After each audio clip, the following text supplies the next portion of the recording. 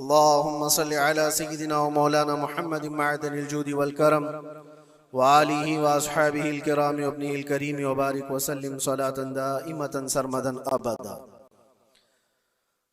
आज 9वीं ज़िलहिज्जा है, जिसको यौम अरफा कहा जाता है। आज के दिन कुरान अजीम की सबसे आखिरी आयत नाजिल हुई। कुरान आज मुकम्मल हो चुका था। अल्लाह के नबी सल्लल्लाहु तआला अलैहि वसल्लम आखिरी हज फरमा रहे थे, जिसको हज्जतुल विदा कहा जाता है। हुजूर पाक सल्लल्लाहु तआला अलैहि वसल्लम हज के दौरान थे और अरफा का दिन था, और इत्तेफाक ऐसे कि अरफा का दिन वो भी जुमा का ही था। जैसे आज हम यौम अरफा जुमा के दिन मना रहे हैं, यह हसीन मुनासबत जो है हुजूर पाक सल्लल्लाहु तआला अलैहि वसल्लम के उस हज के साथ भी थी। हुजूर ने जो हज फरमाया वो अरफा का दिन जुमा का था, और यह आयत नाजिल हुई, अल-यौम यइसल्लज़ीना कफ़रू मिन दीनिकुम फला तख़शौहुम वख़शौनी। आज के दिन कुफ़ार और मुशरिकीन काफिर मायूस हो गए, तुम्हारा दीन जो गालिब आने वाला है। अल-यौम अकमलतु लकुम दीनकुम, अल्लाह ताला फरमाते फला तख़शौहुम वख़शौनी, और तुम उनसे न डरो, मुझसे डरो। और आज के दिन मैंने तुम्हारा दीन मुकम्मल कर दिया। व रज़ीतु लकुमुल इस्लाम दीना, और तुम्हें इस्लाम देकर मैं राजी हुआ। इस तरह की बात किसी भी दीनी किताब में पहले की नहीं आई। यहूदियों के बड़े बड़े आलिम ये कहते थे कि अगर ऐसी आयत हमारी किताब में आई होती तो हम उसको ईद का दिन मना लेते, जिसमें अल्लाह ने ये फरमाया हो कि मैंने तुम्हारा दीन कंप्लीट कर दिया, तुम्हारा दीन मुकम्मल हो गया। इसमें कोई चीज बाकी नहीं रही इस दीन के अंदर कि कोई और नबी आएगा और उसको कंप्लीट करेगा। पहले आदम अलैहिस्सलाम से लेकर ईसा अलैहिस्सलाम तक जितने भी नबी आए, उनकी शरीयतें उनके जमाने के लिए खास थी। उनके कुछ उम्मती थे, कुछ इलाके थे, वहां तक के लिए उनकी शरीयत थी, उनके कानून थे, उनके लॉ थे। जो किताब तौरात उतरी वो मूसा अलैहिस्सलाम पर, उनका जमाना खास था। दाऊद अलैहिस्सलाम पर जबूर शरीफ, वो भी जमाना खास था, महदूद लोग थे, सबके ऊपर नहीं थी। ईसा अलैहिस्सलाम पर इंजील उतरी, जिसको बाइबल कहते हैं, ये उनके जमाने के लिए खास थी, एक इलाके के लिए भी खास रही। जहां जहां तक वो लोगों का उसका पैगाम पहुंचता रहा, उन लोगों के लिए थी। लेकिन मुहम्मदुर रसूलुल्लाह सल्लल्लाहु तआला अलैहि वसल्लम पर जो कुरान उतरा, नबी भी आखिरी और किताब भी आखिरी। इसके बाद किताब तो क्या, अब कोई आयत भी कयामत तक नहीं आने वाली, किसी पर कोई आयत नहीं आने वाली।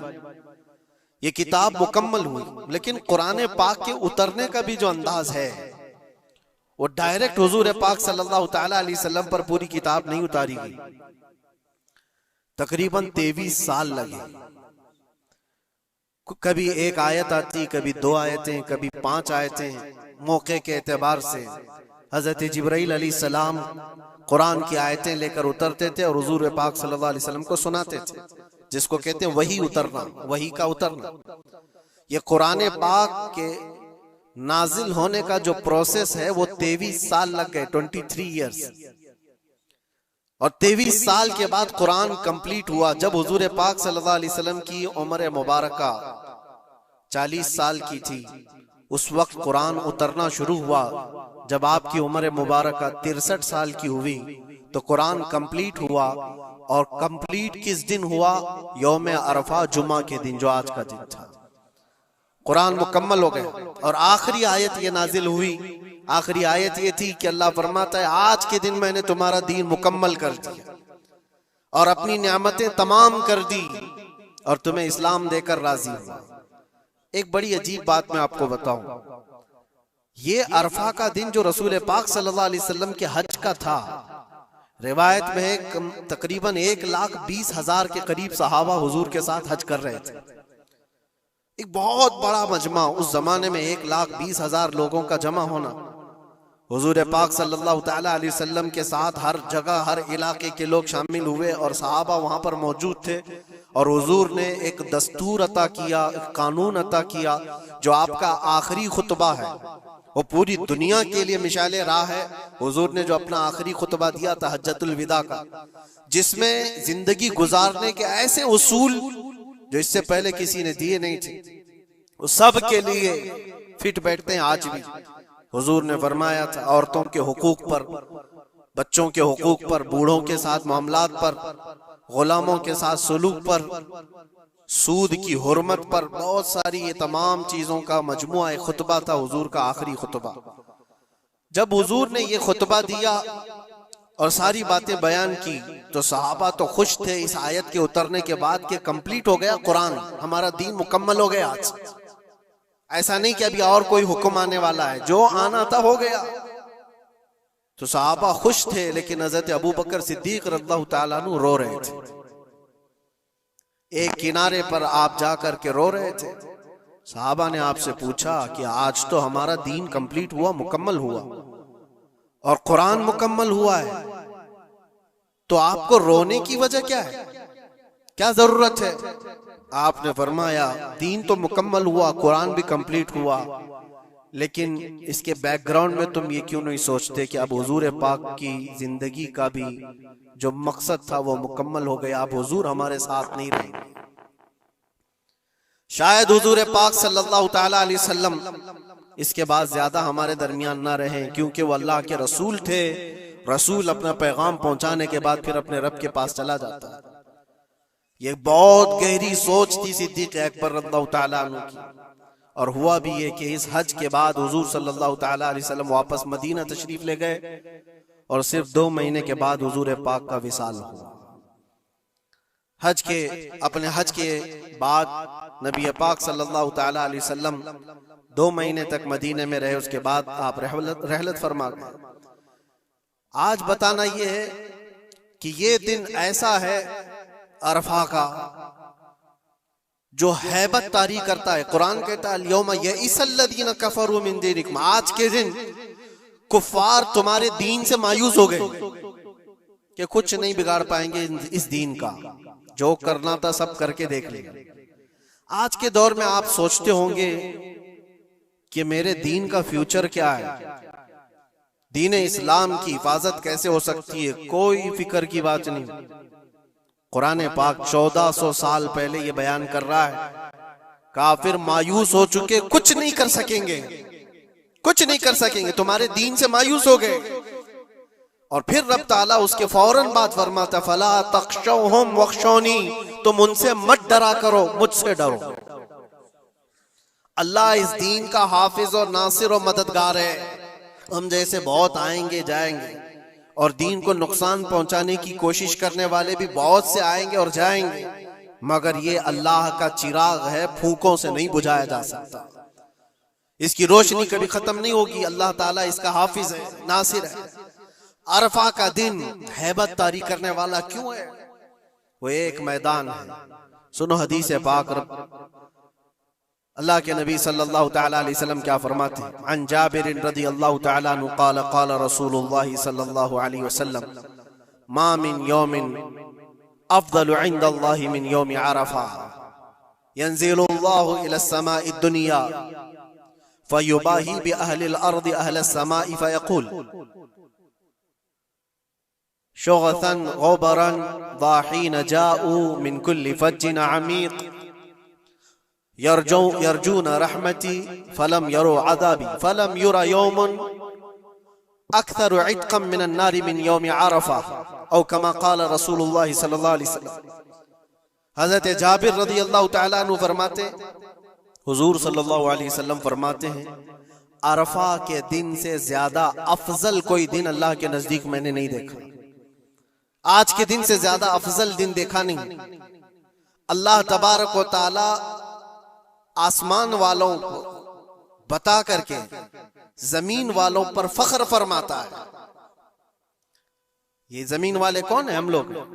जमीन वालों को दिखाकर अल्लाह तबारक व तआला फख्र फरमाता है मलाइका के सामने, और यूं इरशाद फरमाता, ये देखो बिखरे बालों से परागंदा चेहरे के साथ थकान में चूर, सूरज की तमाजत और चिलचिलाती धूप को सहते हुए मेरे दरबार में खड़े। ऐ मलाइका, ये चाहते क्या है? देखो ये सब के सब पुकार रहे हैं, लब्बैक अल्लाहुम्मा लब्बैक, अल्लाह मैं हाजिर हूं, अल्लाह मैं हाजिर हूं। रब ताला फख्र करते हुए इरशाद फरमाता है, वो मेरी रहमत की उम्मीद में आए हुए और वो मेरा अजाब नहीं देख रहे हैं, लेकिन ऐ मलाइका, मैंने उनकी इस हाजिरी को कबूल किया और उनको ऐसा पाक कर दिया जैसे वह आज ही अपने माँ के पेट से पैदा हुआ। और हुजूर फरमाते, फलम युरा यौमुन अक्सर इत्कम मिनन नारी यौमिन यौम अरफा, आज के दिन से ज्यादा जहन्नम से आजाद होने वाला दिन मैंने देखा नहीं। हुजूर फरमाते, आज से ज्यादा। और एक बात हो सकता है आपके भी जहन में ये बात हो, ये अरफा का मैदान मक्का मुकर्रमा में पहले हजारों की तादाद में लोग होते थे, अब लाखों की तादाद में, लाखों की तादाद में लोग वहां पर मौजूद हैं और सबकी बख्शिश का ऐलान हो रहा है। ये पूरे दुनिया वाले जो हम लोग दूर हैं, जो जा ना सके, इनका क्या है? एक सहाबी रसूल ने हुजूर सल्लल्लाहु अलैहि वसल्लम से सवाल करी कि अल्लाह के नबी ये बताएं, ये जो आपने फजीलत बयान की है, क्या अरफा के दिन जिसके सीने में राई के दाने के बराबर ईमान हो और वह अल्लाह से बख्शिश तलब करे तो अल्लाह उसको माफ करता है, अल्लाह ताला उसकी बख्शिश फरमा ही देता है। ये जो फजीलत आपने बयान फरमाई, अरफात के मैदान में मौजूद सारे लोगों के लिए है या फिर दुनिया भर में मौजूद मुसलमानों के लिए? उस सहाबी रसूल ने ये सवाल हमारे जानिब से कर लिया होगा। अल्लाह के नबी सल्लल्लाहु अलैहि वसल्लम ने फरमाया, नहीं, दुनिया के किसी कोने में मुसलमान हो, अगर वो रब ताला से आज के दिन मगफिरत तलब करे तो अल्लाह ताला उसको हाजियों के साथ ही बख्शिश फरमा देता है। हाजियों के साथ जो अरफा के दिन वहां पर होंगे, अल्लाह तबारक व तआला इनकी भी बख्शिश फरमा देता है। आज के दिन की फजीलत है मेरे अजीज, कई हदीसें मौजूद हैं। हुजूर पाक सल्लल्लाहु तआला अलैहि वसल्लम से एक सहाबी ने पूछा, या रसूल अल्लाह सल्लल्लाहु अलैहि वसल्लम, अरफा के दिन के मुतालिक कुछ फरमाएं। तो आपने फरमाया, युकफ्फिरुस सनतल्लती क़ब्लहा व मा बअदहा, ये आज का दिन जो मौजूद है, फरमाते हैं आज से पहले वाला एक साल और आने वाला बाद का एक साल, ये सारे गुनाहों के कफारे का एक दिन होता है। एक दिन, ये सारे पिछले एक साल, अगले एक साल, लेकिन ये सब चीजों में शर्त है उसका ईमान, उसका यकीन, अल्लाह की जात पर उसका ईमान और यकीन कैसा है, अल्लाह ताला उसके साथ वैसा ही सुलूक फरमाता है। लोग इसको हल्के में लें तो फिर वह हल्के में ही रह जाता है, और अगर इसकी अजमत उसके दिल पर है तो यकीनन वो अजमत किया भी जाता है। आज के दिन के सिलसिले में ये बात मैं अर्ज करना चाहूंगा कि मैं हमारे दीन इस्लाम से ज्यादा कामिल या इससे ज्यादा गालिब कोई दीन हो ही नहीं सकता। इसको अल्लाह तबारक व तआला ने ऐसा कामिल फरमाया, माँ के पेट से लेकर के कब्र में जाने तक इंसान के हर मसले का हल दीन इस्लाम में बयान किया गया। कुरान पाक अल्लाह ताला फरमाता है कि हमने हर चीज का बयान इसमें वाज़ेह तौर पर कर दिया है। वला रत्बिन वला याबिसिन इल्ला फी किताबिन मुबीन, कोई खुश्क चीज या कोई तर चीज ऐसी छोट है ही नहीं जो कुरान में बयान न की गई है। हर चीज रब तबारक व तआला ने वजाहत के साथ बयान फरमाया। और रब तआला ने यह भी फरमाया कि हमने ए महबूब हर चीज का वाज़ेह बयान आप पर उतारा है। सारी चीजें जो कंप्लीट है हमारे दीन के अंदर, लोगों को ऐसा लगता है कि दीन इसमें कच्चा है उसमें कच्चा है, जो गैर मुस्लिमों की तरफ से एतराजात है। मैं चैलेंज के साथ कहता हूं, मैं एक छोटा सा कुरान का तालिब इल्म, मैं एक छोटा सा खादिम, लेकिन आज के जमाने में जिसको कुरान पाक के इनकम्प्लीट होने पर या फिर दीन इस्लाम में किसी शोशे के बाकी रहने पर सवाल हो, वो हमसे बात कर सकता है। इंशाअल्लाह लज़ी शाफी व वाफी जवाब दिया जा सकता है रब ताला के फजल से। इसलिए कि हमें पता है हमारा इल्म कम हो सकता है, लेकिन रब का वादा और रब का फरमान गलत नहीं हो सकता। रब ने जो फरमाया इस दीन को कंप्लीट कर दिया गया, तो दीन मुकम्मल है, दीन मुकम्मल है। किसके हुकूक पर बात नहीं किया इस्लाम ने, किसके हुकूक पर? दुनिया आज अपना अपना दीन, अपना अपना रिलीजन लेकर बैठती है। मैं बताऊं, इस्लाम पर एतराज़ात करने से पहले जरा हुकूक़ निस्वा, विमेन राइट्स के बारे में बात करो। बहुत सारी तंजीमें बात करती हैं आज औरतों के हुकूक के बारे में, लेकिन वो अपने गरेबान में कभी झांकते नहीं। ये वो दुनिया है जहां औरतों के साथ सलूक क्या था पता है? रोमन एम्पायर, जो दुनिया का सबसे बड़ा एक निजाम चलाने वाली हुकूमत थी, रोमन एम्पायर, पर्शियन एम्पायर, नाम सुना होगा आपने। और यूनानी हुकूमतें थी। यूनानी हुकूमतों के दरमियान औरतों के सिलसिले में एक कॉन्फ्रेंस की गई थी कि इनको इंसान समझा जाए कि नहीं समझा जाए। औरतों को जब बाजारों में लाया जाता था तो 5-5 जंजीरें उनके जिस्म पर डालकर लाते थे, 2 हाथों में, 2 पैरों में और 1 गले में। ये 5 जंजीरों के साथ मर्द औरत को हाँकता हुआ बाजार में लाता था। औरत का ये मकाम था दुनिया के पास। और वो 5 जंजीरों को काट करके इस्लाम ने औरत का जेवर बना दिया। औरतों के हुकूक पर बात करने वाली बहुत सारी तंजीमें, जरा तारीख पढ़ करके देखो। दूर क्यों जाएं, जिस मुल्क में हम जी रहे हैं यहाँ सती की रस्म हुआ करती थी। यानी किसी का पति मर गया हो तो औरत को जीने का हक नहीं था, बल्कि सती एक ऐसी रस्म थी। ऐसे एक रस्म का नाम है कि शोहर के इंतकाल के बाद जिंदा औरत को भी जला दिया जाता था। औरत को भी जल जाना था। चंद दिनों के बाद फिर माहौल तब्दील हुआ तो इसमें थोड़ा सा अपग्रेड किया हुआ था मामला कि अब जलाया नहीं जाएगा, लेकिन उसको मुआशरे से दूर जंगलों में छोड़ दिया जाएगा।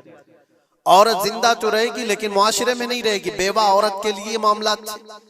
बेवा औरत को अपशगुन समझा जाता था। वो आज भी बहुत सारे जाहिलों के दरमियान मौजूद है ये रस्म। कोई बेवा औरत आई तो लोग ये समझने लगते हैं कि घर में अपशगुन हो जाएगा। ये सारे मामला औरतों के हुकूक के सिलसिले में किसने खत्म किया है? ये सारे रस्म और रिवाजात। और यहूदियों के यहाँ क्या था, ईसाइयों के यहाँ क्या था? उनके यहाँ ये था कि औरत अगर नापाकी के दिन में आ जाए, जो उसके मंथली पीरियड्स के दिन होते हैं, तो औरतों को अस्तबल में रखा जाता था, जहां घोड़े बांधे जाते थे, जहां जानवर होते थे। उनका बर्तन अलग, उनका गिलास अलग, उनका चम्मच अलग, उनके खाने की चीजें अलग हो जाती थी। या औरतों के साथ मामलात यहूद किया करते थे, यहूदी करते थे। आज पूरी दुनिया में ये एतराजात उठाए जाते हैं कि इस्लाम औरतों को 4 दीवारी के अंदर रखता है। जालिमों, तुम्हें पता नहीं ये इस्लाम ही है जिसने जन्नत को औरत के कदमों के नीचे रखा। अल जन्नतु तहता अक़दामिल उम्महात, मेरे आका ने फरमाया है, लोगों तुम्हारी जन्नत तुम्हारे माँ के कदमों के नीचे। इसको बहन की शक्ल में क्या फरमाया और बीवी की शक्ल में क्या मकाम दिया, जरा पढ़ करके तो देखो इस्लाम को। एक लुकमा भी अगर खिलाते हो बीवी को तो सदके का सवाब रखा गया। बहन की दुआ भाई के हक में ऐसे कबूल होती है जैसे कोई खाने काबा के पास दुआ कर रहा हो। और बेटी की दुआ, बेटी के लिए क्या फरमाया? मेरे आका फरमाते हैं, जिसने अपनी एक बेटी की परवरिश की और उसको सही जगह पर शादी करके दिया, मेरे आका फरमाते हैं उस पर मेरी शफाअत वाजिब है, उस पर जन्नत है। ये औरतों के हुकूक इस्लाम ने दिए, कहां से उठाकर कहां रख दिया। और जो बेवाओं के साथ सुलूक था, बेवा को अपशगुन माना जाता था। 1-2 नहीं 10-10 बेवा औरतों से मेरे आका ने निकाह फरमाया। सैयदुल अंबिया हैं, सैयदुल रसूल हैं। अरे हुजूर पाक सल्लल्लाहु अलैहि वसल्लम चाहते ना तो बड़े बड़े बादशाहों की बेटियां हुजूर के हरम में आ जाती। हुजूर पाक सल्लल्लाहु ताला अलैहि वसल्लम के निकाह में आती हुजूर अगर चाहते। और अरब लोग ये पेशकश कर भी चुके थे। अरब जो है आकर हुजूर से कहे भी थे कि तुम जवान हो मोहम्मद, अगर तुम चाहो तो सबसे हसीन लड़कियां दुनिया की तुम्हारे पास लाकर रख देंगे। सबसे हसीन लड़कियां, सबसे मालदार लड़कियां, किसी बादशाह की बेटी हो या किसी बहुत बड़े अमीर जाती हो, कोई अमीर जाती हो, दोशीजा हो, तुम्हारे यहाँ लाकर रख देंगे। अरबों ने कहा था बस एक शर्त है, तुम ये दीन की दावत देना छोड़ दो, तुम ये इस्लाम की बात करना छोड़ दो, तुम्हारे लिए हर तरह का हुस्न लाकर रख दिया जाएगा। मेरे आका ने उनकी इस पेशकश को ठुकरा करके 25 साल की उम्र में 40 साल की बेवा से निकाह फरमाया था। ये हुजूर पाक सल्लल्लाहु ताला अलैहि वसल्लम ने औरतों के हुकूक नहीं बयान फरमाए, और आखिरी खुतबे में भी हुजूर ने ये हुकूक बयान किए अपने जाने से पहले। औरतों के मामलात में मैं तुमको अल्लाह से डराता हूं कि उनके साथ हुस्ने सुलूक करो। इस्लाम में कोई चीज बाकी नहीं छोड़ी हुजूर। ये आखिरी खुतबा था हुजूर का आज के दिन, अरफा के दिन। हुजूर ने ये फरमाया था कि आज के दिन मैं ऐलान करता हूं, कोई गोरा काले से अफजल नहीं, कोई अरबी अजमी से अफजल नहीं। तुम सब के सब कुल्लुकुम मिन आदम व आदम मिन तुराब, तुम सब के सब आदम से पैदा किए गए हो और आदम को मिट्टी से बनाया गया। ये हुजूर पाक सल्लल्लाहु अलैहि वसल्लम ने फरमाया, इक्विलिटी, बराबरी, यकसा हुकूक। दुनिया जो कहती है कि सबको बराबर के हुकूक होना चाहिए, ये सब ढकोसले हैं, दावे हैं। किसी के यहाँ कोई बराबरी नहीं। बराबरी किसको कहते हैं पता है? बराबरी इसको कहते हैं कि ईरान से किसरा का कोई कासिद आया था मदीने में हजरत उमर के जमाने में, ये ढूंढने के लिए कि बादशाह का महल कहाँ है। मदीने में लोगों से पूछा कि तुम्हारा बादशाह रहता कहाँ है, तो लोग हंस करके कहे हमारा बादशाह होता ही नहीं। कहा फिर क्या होता है? कहा अमीरुल मोमिनीन। कहा अच्छा वही अमीरुल मोमिनीन, उसका महल कहाँ होता है? फिर लोग हंस पड़े। कहा उसका महल नहीं होता है, उसका महल ही नहीं होता है। कहा फिर कहाँ है? कहा देखो वो पीपल के झाड़ के नीचे सो रहा होगा। ईरान का कासिद आया हुआ है जिनकी पूरी फौज में सरसरी छा जाती थी उमर इब्न खत्ताब के नाम से, वो पीपल के झाड़ के नीचे सो रहा है। वो आया और जाकर के देखा तो एक दरख्त के नीचे हजरत उमर फारूक नंगी पीठ आराम फरमा रहे।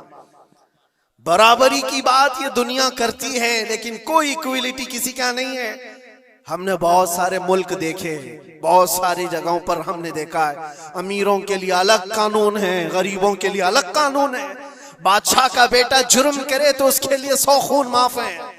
गरीब अगर छोटी सी भी जुर्म करे तो सालों वो सलाखों के पीछे रह सकता है।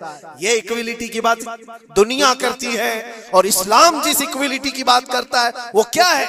नबी पाक सल्लल्लाहु ताला अलैहि वसल्लम अपने आखिरी दिनों में, ये आखिरी दिन है, सहाबा को जमा करके फरमाते हैं कि मेरे जाने का दिन करीब आ चुके, तुम में से किसी का कोई हक बाकी है तो मुझसे ले सकता है। कोई हक बाकी है, वो सैयदुल अंबिया है, जिनके एक जुबान पर अल्लाह तबारक व तआला किसी को जन्नत अता करे।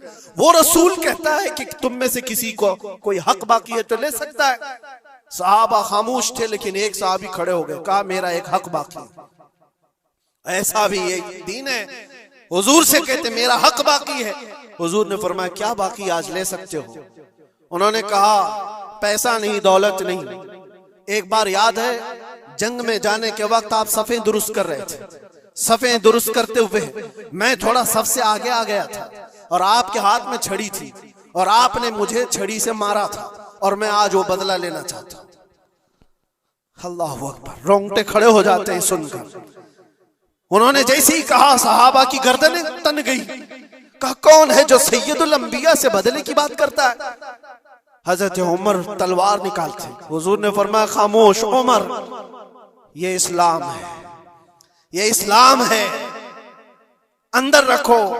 और सहाबी से कहा इजाजत है, तुम बदला ले सकते हो। हुजूर पाक सल्लल्लाहु ताला अलैहि वसल्लम खड़े हो गए। वो सहाबी आगे आए और कहा कि मैं बदला इस सूरज में लूंगा कि जिस वक्त आपने मुझे मारा था उस वक्त मेरे बदन पर कोई कपड़ा नहीं था, मैं सिर्फ लुंगी पहना हुआ था, तहबंद थी, ऊपर का जिस्म मेरा खुला हुआ था। मेरे जिस्म पर कोई लिबास नहीं था, ऊपर सिर्फ तहबंद पहना हुआ था। मैं चाहता हूं कि आप भी सिर्फ तहबंद पर हो। आपका जुब्बा निकाल दीजिए आप।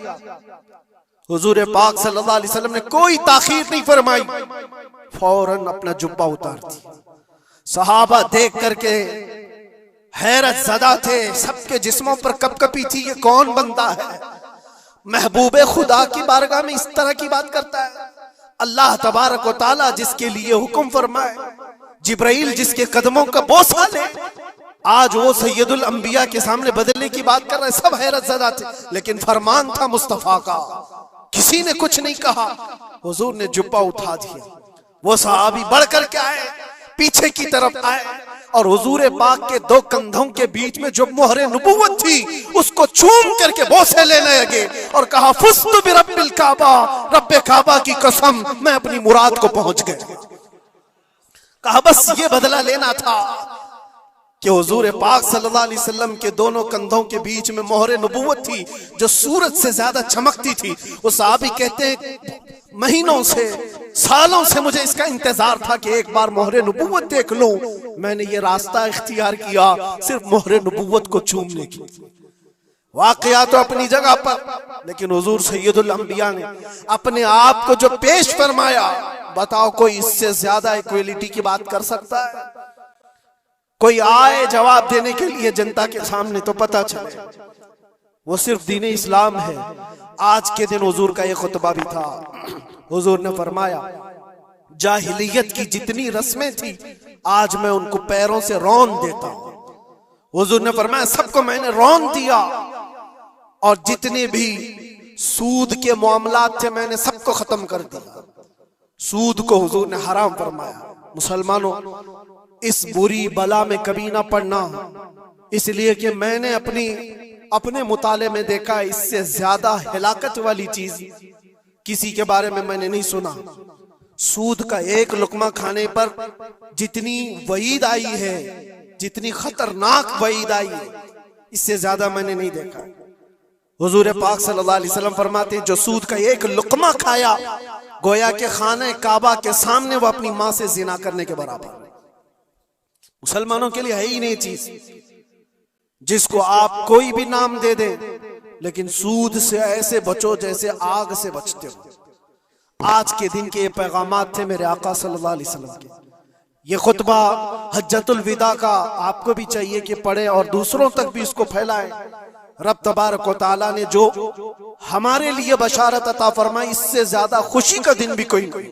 आज ऐ मुसलमानों फख्र करो, जिस दीन पर तुम हो वो कंप्लीट दीन है, इसमें किसी भी तरह की कोई कमी की गुंजाइश ही नहीं।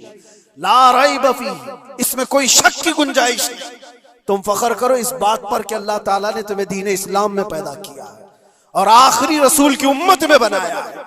जिस दीन को अल्लाह ने खुद फरमाया कि तुम्हें देकर मैं राजी हुआ, उस दीन में अल्लाह ने तुम्हें पैदा किया। अब बस ये दुआ करते हुए जाओ, ऐ अल्लाह तूने इस इस्लाम में पैदा तो किया है, बस हमारी आखिरी सांसें भी इस्लाम पर अता फरमा। व आखिरु दावाना अनिल हम्दुलिल्लाहि रब्बिल